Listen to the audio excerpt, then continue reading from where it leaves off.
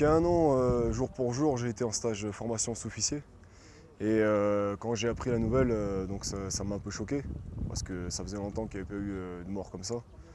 Et ma réaction tout de suite, ça a été que je savais déjà que j'allais y aller dans cette opération. Et pour moi, c'était verrouillé dans ma tête que j'allais être prêt à 100%, quoi. Sans les connaître, on sait déjà que c'est des Français, donc sans que je les connaisse, ça me touche déjà.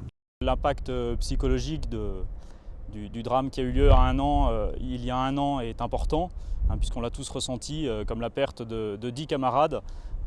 Cependant, notre métier reste le même et nous continuons à l'exercer au quotidien, que ce soit en vallée d'Ouzbine ou dans toute la zone de responsabilité du bataillon français. Lorsqu'on devient militaire, que ce soit en France ou dans un autre pays, on accepte le fait de donner sa vie pour son pays. Ce drame qui est arrivé il y a un an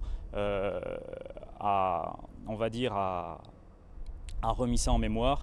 Mais je crois que nous, dans l'armée, nous ne l'avions pas oublié et nos familles y pensent aussi.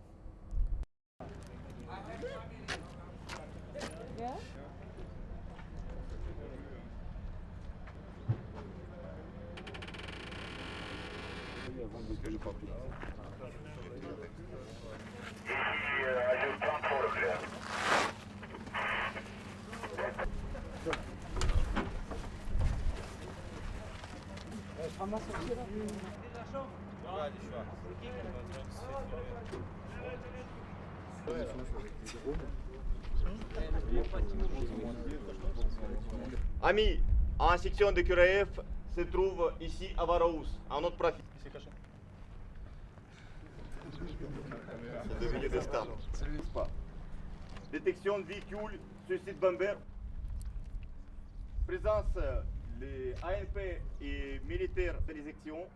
Évaluer les menaces Chicom à partir des régions l'Est. Articulation, nous sommes 1, 6, 27, plus 2 journalistes, plus un interprète. De notre arme, aucun véhicule qui passe aux côtés. Pas de véhicule qui s'encarre degrés. 5, 25, 300, ensuite des pommades. Pendant demande de payer l'écho, tout le monde doit remettre peine des armes à l'air de 15 minutes à notre profit. La coalition, c'est Hawaï, Alpha, Whisky, Alpha, Yankee. Pas, oups, l'ingénieur, il faut dire à l'intérieur.